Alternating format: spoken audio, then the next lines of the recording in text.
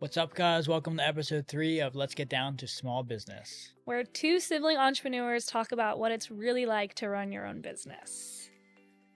And today we're going to talk about some of our most memorable moments as small business owners in the food space, in the tech space, and we have some exciting and Story time. story time. Exactly. So you want me to kick it off? Yeah. So tell us. So I guess let's start with tell us what's your top, just like a memory or moment in your entrepreneurial career that either excites you or haunts you or you just really remember. So it actually coincides with something that's going on right now. So, Hamilton, the musical 10-year anniversary is going on right now. Oh wow, Dori's a huge Hamilton nerd. Huge, love them. Love Hamilton, love everything about it. And it was my first year as a business owner. We opened up this juice bar 2020 in the heart of COVID. I was super eager to open. And I opened in a shopping center that had no one else. It was a brand new shopping center. We have apartments above us, and it was the middle of winter, and I was like, we're going to open and we're going to crush it. And I remember opening, and then you always are super excited to open. Like you think you're going to just rock. And it was a super difficult year, right? It wasn't busy. We weren't hitting the sales that we were hitting. I didn't have enough cash reserves to really like put myself in a good place. And especially with COVID, it was just a mentally and physically draining year. Like it was so hard. Like imagine working morning to night, which I used to do when we first opened, with a mask on and trying to deal with that. And every single day was a new thing that would come up. Like someone would be like, hey, I can't come to work today because my aunt has COVID. And it was at that point where everything was just liability, yeah. That, and we were just dealing with like low sales, the winter, there was no neighbors, it was a construction zone, and we were open, and it was just a nightmare. And I get this email, probably month 8, month 9, that the county that we operate in was going to grant small business grants, and they were going to be a cash grant. You had to qualify, and it was for people that weren't able to get the other cash grants that a lot of the other business owners got. Because I was a new business owner, I didn't get it. So a lot of the business owners during COVID got these loans and cash grants that just helped them survive for the few years. I wasn't eligible for those. So this was my one chance to get a little bit of money just to help us through till we got busy. So I worked really hard in the application, and I was really excited for it. It was $15,000, and it would have given us some money for a few months, and it would have just taken some of the stress off of me. And I get the email. I'm working with one in person. It's a Tuesday. I get the email that the selection went out. And I'm like, okay, great. I'm super excited. I open it up, and it's a PDF document, 3 pages long, with all the businesses that got it. And you were supposed to see if you got it or not. And it's reminding me if they posted in High School Musical, who made who's the lead actor. You have to search for your name. So so I start searching, and the first thing I see is all right, this Dunkin' Donuts on the corner, Country Club number 1. Country Club number 2, Country Club number 3. And then all these businesses that I'm saying to myself, a country club is getting a grant. So then I go through all I'm not in it. And then I see the numbers. It was there was 900 people that applied for it, and then 700 got it. So I literally just got so emotional that I had to leave, and I started crying. And I remember how sad I was, not that I lost it, but just that other people that were in worse situations than me didn't get it. And the Like way people it that was. actually really needed it. Yeah, and I was, like, really furious. I was like, a country club literally had, like, the audacity to apply for it because it's free money, to apply for it for their kitchen program when their members are literally paying monthly dues and they should be able to support the country club.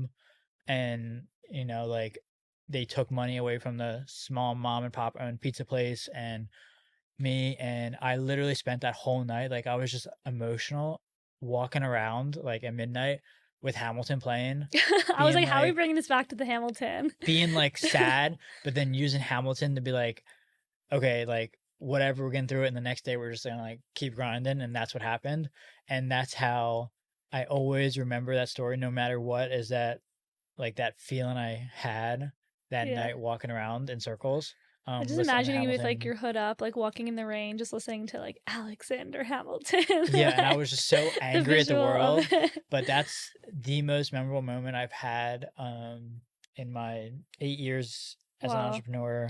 I'll never forget the feeling and will always remember Yeah, I'm that. sure. That's crazy. I feel like we have such different experiences because I don't own a brick and mortar. Like, there's not this like crazy cash flow. And of course, like, we have costs and salaries, but I think you kind of day one of your business, you had payroll and you had to order stock and you had to pay rent and you had like all these overhead costs. Whereas me, day one of my business was just me and my co-founder in our bedroom, like just trying to build the business. So in a way, we were profitable from day one. So it's really a different experience, but I can see why that's really memorable. I guess my most memorable, I have a lot, but I kind of remember most clearly out of like the first year of starting Pink Chili, it's so silly that this is the memory I remember the most, is how we thought of the name.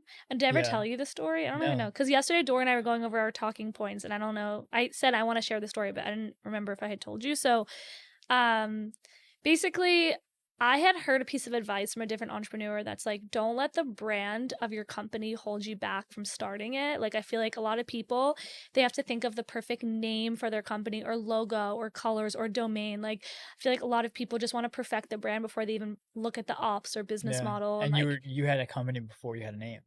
yeah, Yeah. exactly. So basically, Noam and I, my co-founder, we knew that we wanted to start a social media agency. We knew what the operations wanted to be, and we just couldn't think of the name for like the first month.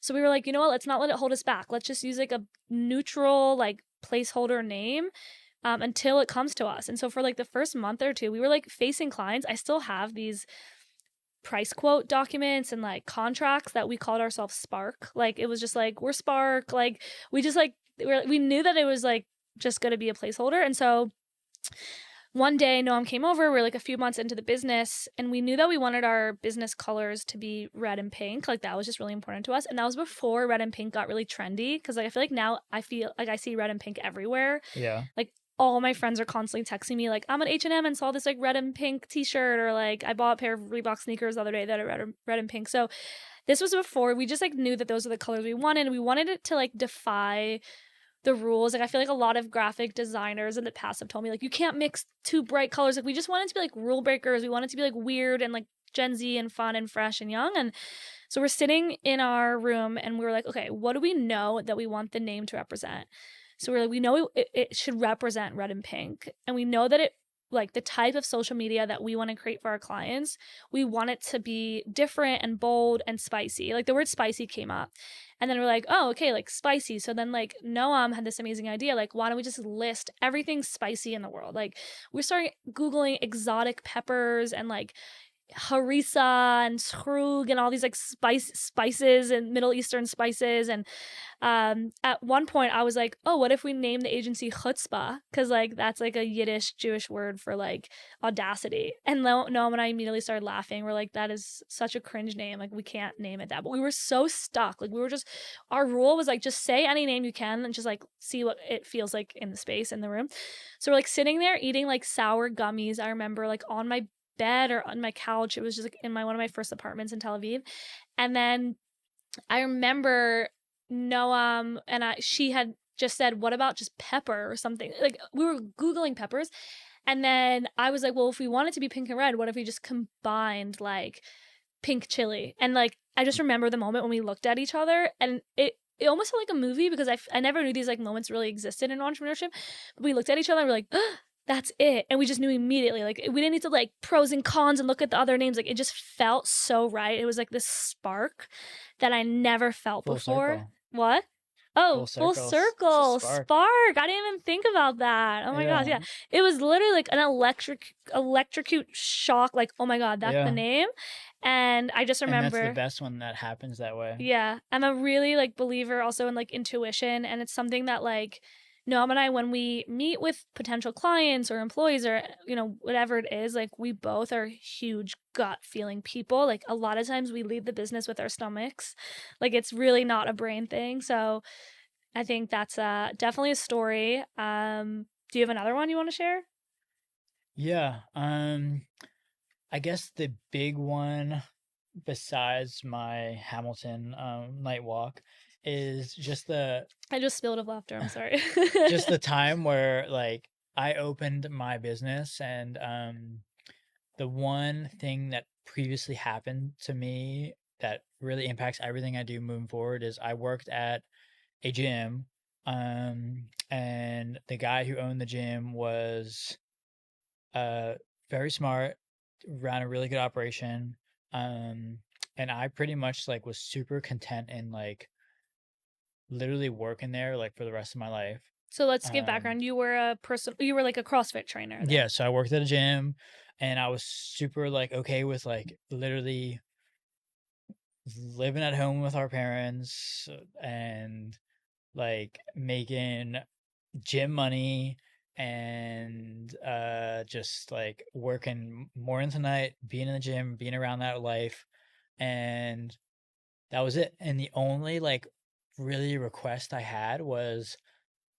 allow me the opportunity to like buy into the business without any voting power, and also to have insurance when I turned old enough to get away from our parents' insurance. And he didn't really like, I wouldn't say he didn't say like no, but he didn't like say yes. Um and like he kind of like kept pushing it off, and eventually like I moved on. I got into the franchise world and ended up buying my own business, and parted on good terms But and like, still what if he friendly had with said him. yes? But yeah, and I like remember that moment and that those interactions is like what I remember when I opened my first business. Was that when I first hired somebody, like my first full-time hire, like she was older than me. Like I was 23 and she was probably like maybe around 30. I don't remember exactly, but like I remember like telling her how important it was that I make sure that she um has health insurance, has insurance, has those benefits, even if it wasn't like financially like a good decision for the company, Mm-hmm. and that like I had that responsibility to like help her take care of like herself and her Mm-hmm. life. Um and I remember always looking back into like that's what like was important to me, and that's what is important to me now with my employees, is that, you know, obviously in the food world it's not like we're able to pay people like tech salaries and that, but I really try my hardest to pay people as much as I can, to listen to feedback if they have feedback, if they bring stuff to us, to really work cooperatively with like menu development, things that need to change, Mm-hmm. making sure everyone's just like happy. And like I tell them all the time is like you're not gonna like wake up and like I can't wait to go to work, but I don't want people to like Like dread it. be Yeah. miserable. And it's not like everyone has to work and Right. go to work, but like But like, at least I be in an try my environment that yeah, I supports try my you. best to make sure everyone is like super happy, and give them the opportunities to like just enjoy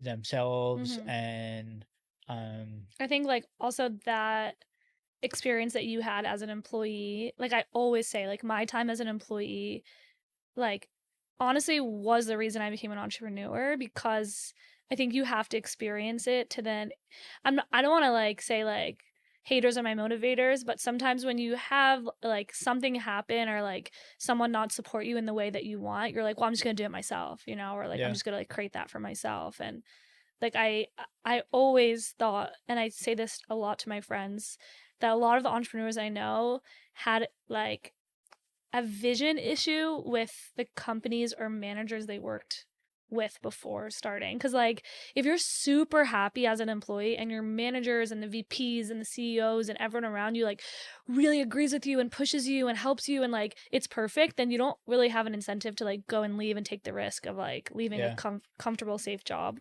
So sometimes, like, those bad experiences are actually, like, disguise, like, blessings in disguise in Yeah. a way. So, Yeah, those like experiences that you didn't know were gonna impact things are super impactful to yeah. things that you do. Yeah, for sure. And I try to do that like across the board. And um Yeah, and I think like we're in next episode we're going to talk a little bit more about like operations and management and like the actual how you and I run our businesses and get into like the nitty-gritty details. But I think something that I have a lot to learn from Dori is that it is really hard. Like, how many employees do you manage? Like, both.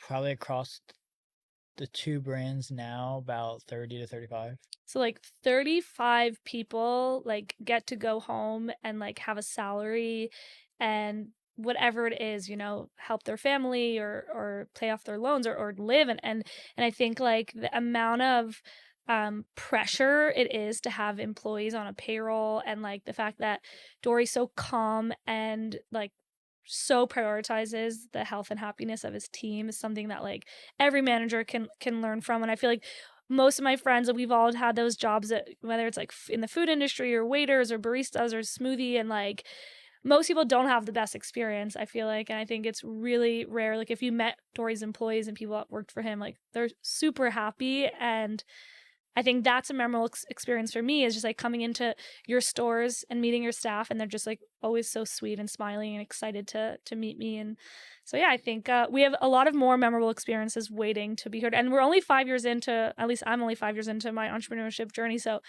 I'm curious to see if we record this episode, you know, every year, every few What years. happens? Yeah. Yeah, if these remain, if the Alexander Hamilton will remain your top memorable It will cry always be sesh. my top. Okay, great. That's the episode. Cool.